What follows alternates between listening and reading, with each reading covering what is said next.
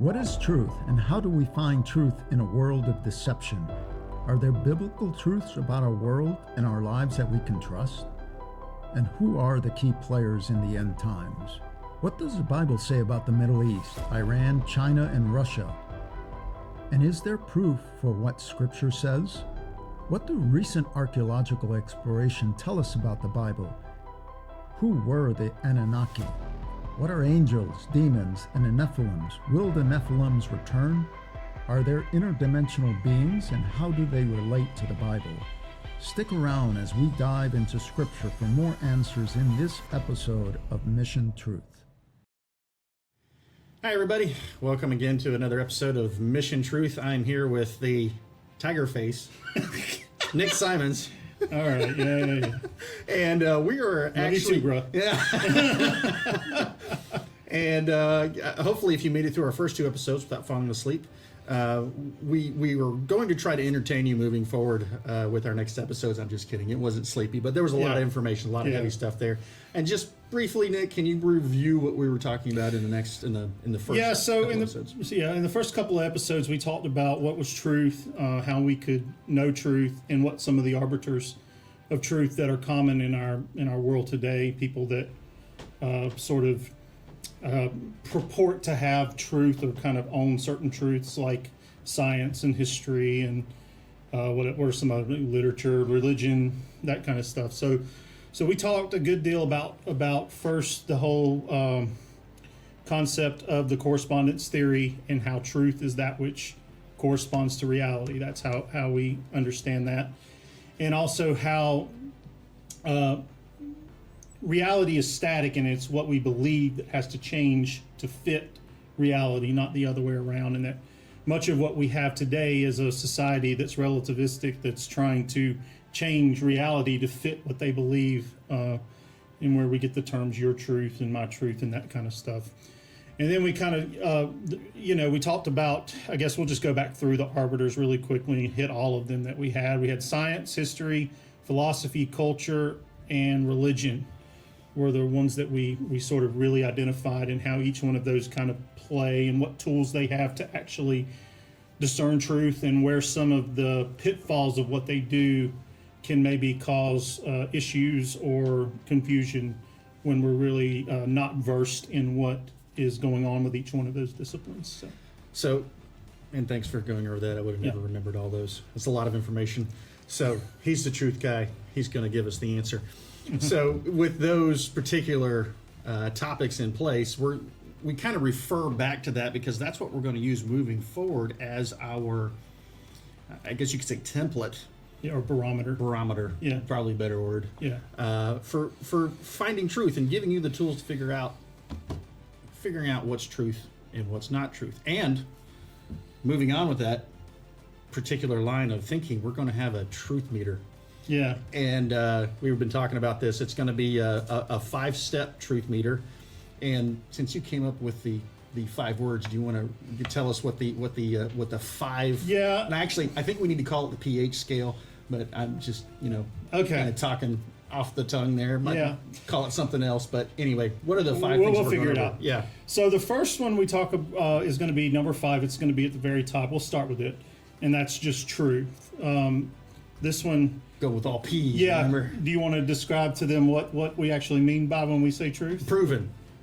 So there's going to be a high level of proof with this one. I think of it, and I'm careful with this definition, but as I thought about it, if we put this, in front of 12 people and did a sort of a court case about the evidence, would it be highly likely that we would receive a verdict of truth? That's kind of what I think of. Now, there's an important thing to understand that consensus is not the same as truth, right?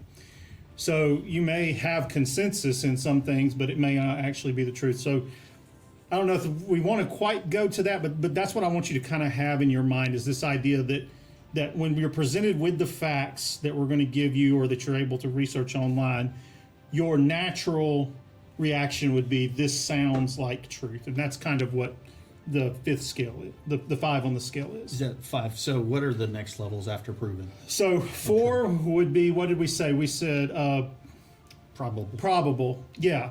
And this is going to be, I think, when you're talking about most truths in life, most of them are going to fall in this category. It's something that we have a pretty good grasp that it's true, but maybe we're missing some key details, or maybe we're not able to accurately test or we may not have all the information, but we're like 85 to 90% there. That's kind of where that would fall.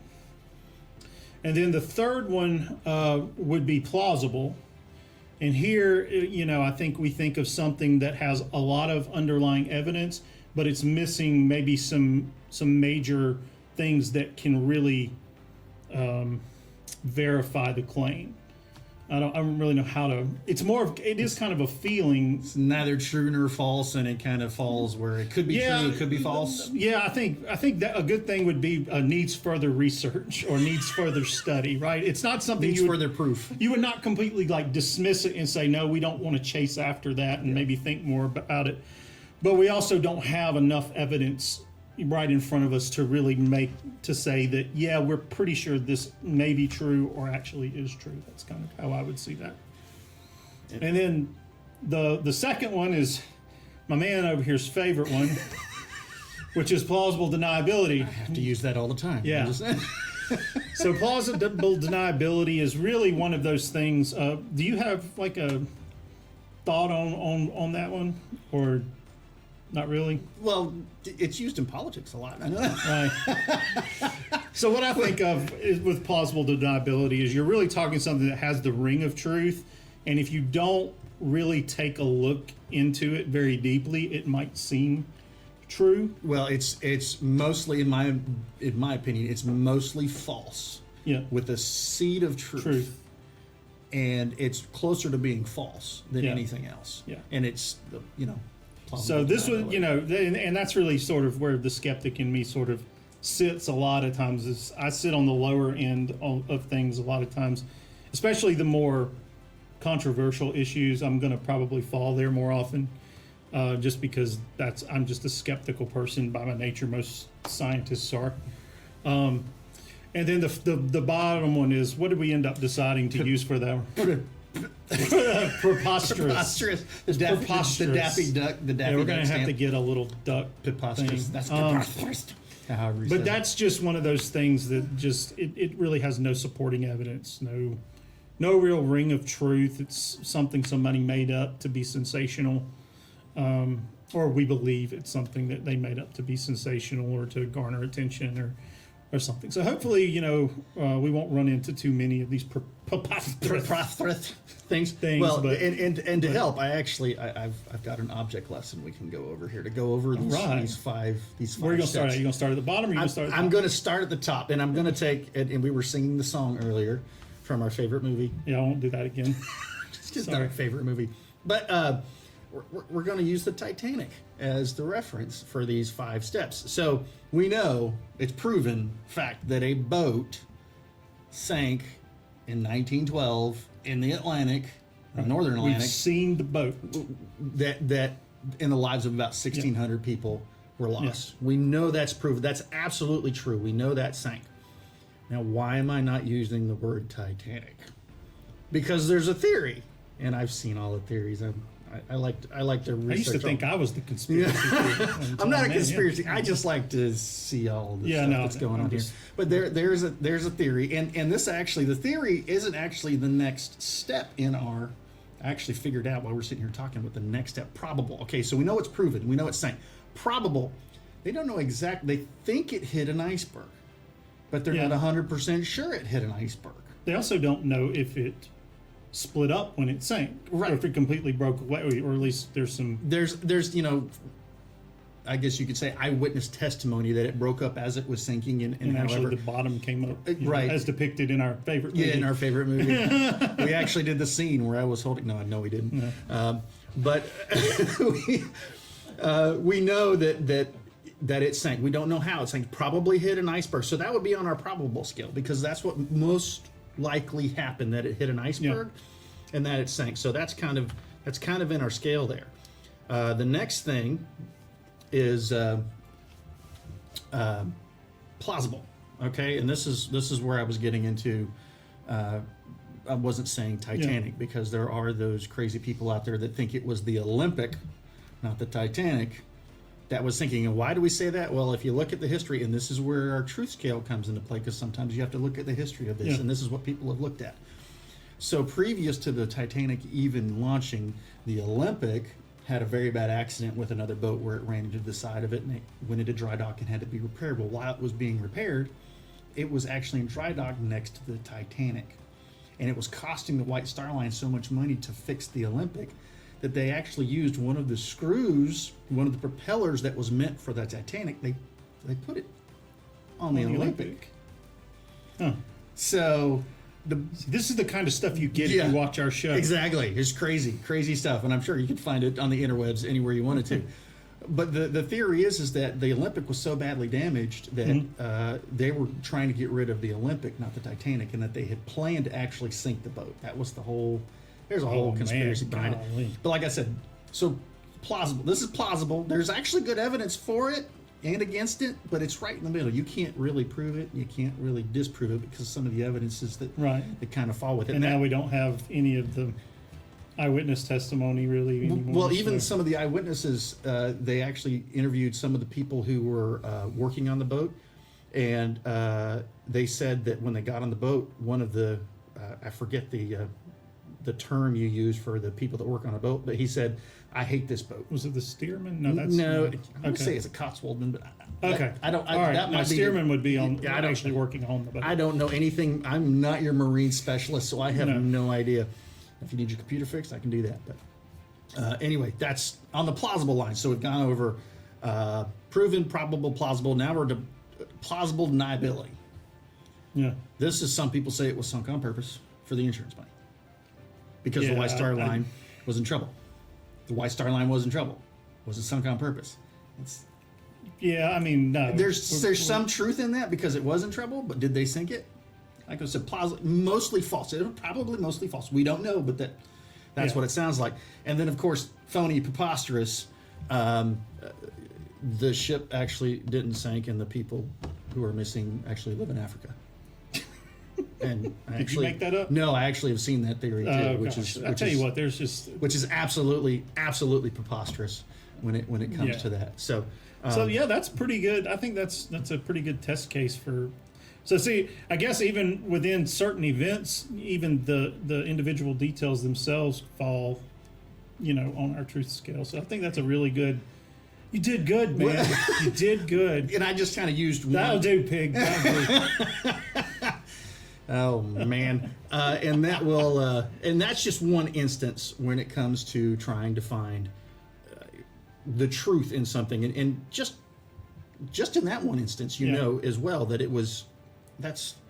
There's so many things, even with that, in that one instance, you don't know what's true, you don't know what's not true, because you weren't there to see it, and that's where our scale kind of comes into play. And now, we didn't really touch it when you were going over the true scale, but you were talking, I think, the correspondence theory. What is the correspondence theory that we talk about when we deal with truth? What are those three questions? What can they know? What can we know? What can we not know? And or I should say, this is more, I guess, with other people. It's like, what can they know, or what can that discipline know?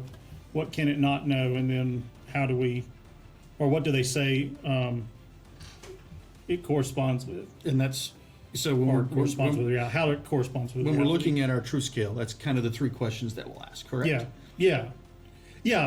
Okay, now, sorry, I had a little bit of a mind blank there for a minute. You did such a good job. I was just mesmerized. And so you can tell we have fun on this show. We're not going to. We try to. We're trying to. We were probably maybe a little stiff on the first couple of episodes. Yes. No longer. Yeah, we're trying to move forward and want to. We actually want to educate some people too on how to do this. So now that we've gone over what the truth is, what our true scale is, and what our previous episodes cover on the truth. So I kind of want to move into some actual Bible stuff and some history stuff. Bible stuff, actual history stuff. I hear you. Now I'm going to show you this little thing right here. Now hopefully we'll have a graphic on this, but this thing right here. So these are actually, this is what we believe, what our ever-present JC believes, that this is a depiction of Gilgamesh. Gilgamesh. And do you know who Gilgamesh is? Now that you've talked about this, yes, I know who Gilgamesh is. Why don't you line me out Yeah. on what I've told you about Gilgamesh? Who do you think So Gilgamesh is? Gilgamesh was a maybe historical, maybe mythic king during the Sumerian Empire. Most likely. Most likely. Is listed in some of the Sumerian kings lists. And he also has, of course, most people are familiar with the Epic of Gilgamesh, the story of Gilgamesh. Which they call as a flood, a flood story. Part of the story is a flood story. And of course, you see here on encompasses on this story.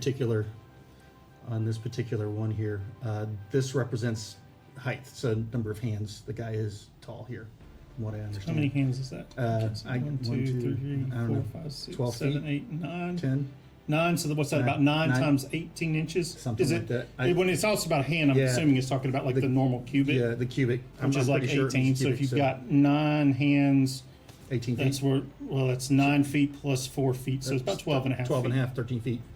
It depends, because some of them say that it's 20 inches, some of them say it's 18 Yeah. inches. It's all So it's somewhere between 12 and 14 feet tall, But supposedly according to. yeah, so rock we tablet. have this, and we think that's who this is. Yeah, So and we'll get into Samaria and all that too. yeah, we as will. well. But why would you think that I would want to go to Gilgamesh and Samaria? What is important about that time period? So the Sumerian Empire, or I should say is the first empire that we have record of in history. In other words, it's the first writings that we have that actually have like descriptive writings that tell specific stories, and also sometimes even have like specific lists of when people reigned and some of the things they did. Everything before that is what we would call, I guess, antediluvian history. Okay. Or You used a big word. yeah, I'm going to have to put antediluvian down here at the bottom Yeah. of the screen. Okay. What does antediluvian mean? before the flood. Before the flood. And of course, For those of us who believe in the flood. yeah, and of course, general historians would not, or I should say, most historians would not necessarily believe, particularly in a global flood. So this would be like history that would be marked in our worldview by the flood. By their worldview, it would really be like pre-Sumerian. It would be prehistoric.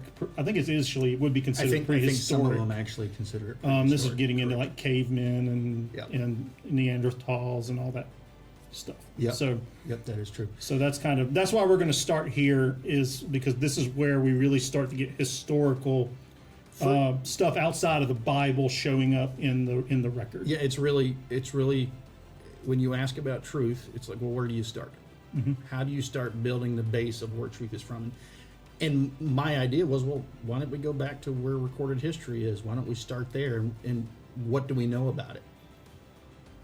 And then start building a case as Mm-hmm. to why we believe what we believe, and put it on the truth scale. So we're going to take a short recess here. This is part 1 of our episode, and we're going to have part 2. We're going to deep dive into the Sumerian epidemic. That's not the word I wanted to say. The Sumerian Empire. Sumerian Empire, Sumerian episode, who it entails, all of the key people that we know of, and actually Yeah. how the Bible is involved in Samaria. And we may as talk a well. little bit about like some stuff about the flood, but it Yeah. won't be very detailed. Correct. So we'll We'll probably save that one for another set of episodes. This is gonna be a part 2 of this episode. Yeah. So this is actually the end of part 1, and then we'll continue in just a minute with part Yeah. 2. Well, for us, we're going to take a break, but we'll see you on the next click.